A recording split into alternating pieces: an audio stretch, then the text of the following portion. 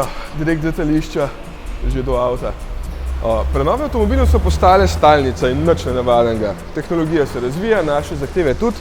In če vam rečem, da je tole nova Astra, me ne čudno gledati, ker je skoraj enako, kot je bila. Znači, sem tole zložim, pa nekam na lepši grem.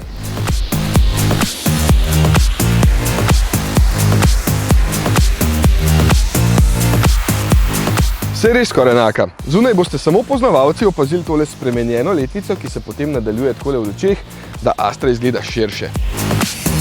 Isto zadaj, kjer je ponovno samo še napis Astra in nekaj aerodinamičnih dodatkov. Recimo tole. In isto znotraj, kjer so zdaj sicer takšni digitalizirani merilniki, še vedno kombinirani z analognimi, kar je sicer čisto v redu varianta, samo malo več nastavitev manjka. So pa zato lepo pregledni.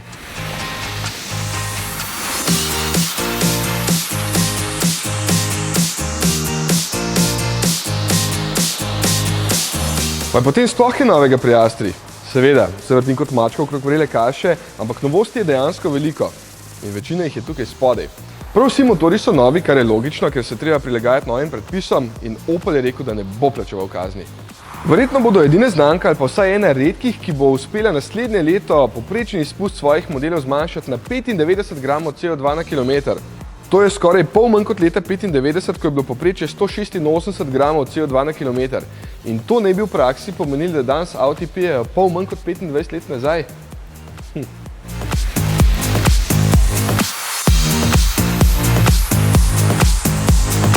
Številke so zelo impresivne, kar 5 od 7 jih ima zdaj izpuste CO2 pod 100 gramov na kilometer in ta dosežek jih v tej kategoriji uvršča na vrh segmenta. Ok. Za začetek nov 1,2 litrski trivaljni bencinski turbomotor. Ta ima 96 kW, kar je 130 konjev in ročni 6-stopenjski menjalnik. Razvit je iz prejšnjega litrskega motorja in je kljub večji prostornini celo 6 kg lažji. Opel pravi, da je največja prednost tega motorja odlična odzivnost, za vas pa to pomeni dobre pospeške in po drugi strani učinkovitost, ker motorja ni treba priganjati, da se avto hitro premika. Po VLTP naj bi bila povprečna poraba okrog 5,5 litrov, kar je super, če bo tudi na testu takšna cifra.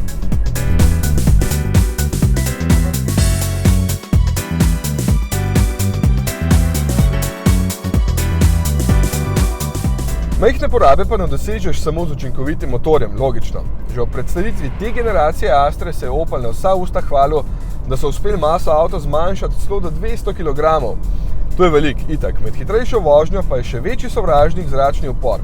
In tukaj kapo dol Oplu, ker jim je z manjšimi dodelavami, kot so ravno dno spodaj, spoilerček tu pa tam, pa maska, ki se aktivno zapira, no z vsem tem so dosegli koeficient zračnega upora 0,26. To je najmanj med konkurenco in enak rezultat kot 30 let nazaj Calibra, ki je že takrat veljala za najbolj aerodinamičen serijski avto na svetu.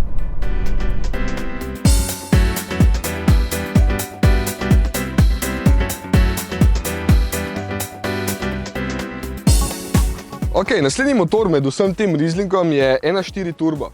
4-valjni bencinar, 107 kW, to je 145 konjev in povprečna poraba dobrih 6 litrov po VLTP na 100 km.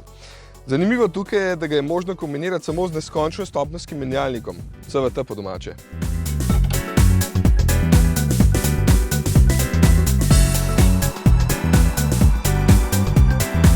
Opel pravi, da je to idealna kombinacija za zelo prijetno mestno vožnjo, ker ni nobenega cukanja, med dinamično vožnjo pa simulira prestave.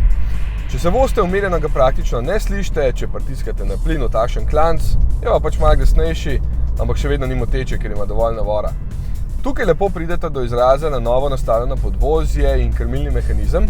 Astra je po občutku zelo lepo vodljiv avto, občutek na volanu pa je boljši kot prej, ko je bil volan enostavno premalo obtežen.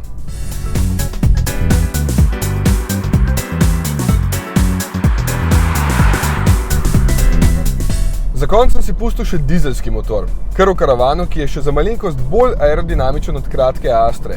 Tale ima še posebne dodatke High Gloss Black Pack, take posebne črne svetleče dodatke, ker je to baje ful popularno.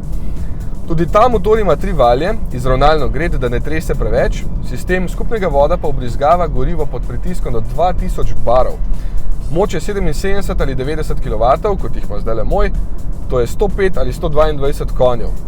Povprečna poraba naj bi bila pod 5 litrov oziroma malo več, če se odločite za spet čisto nov 9-stopenjski samodejni menjalnik.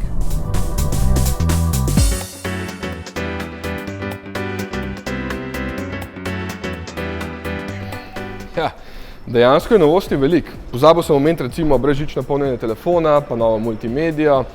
Vse to bo pomagalo Astri preživeti še 2 leti na zahtevnem trgu, ker potem pride čisto nova.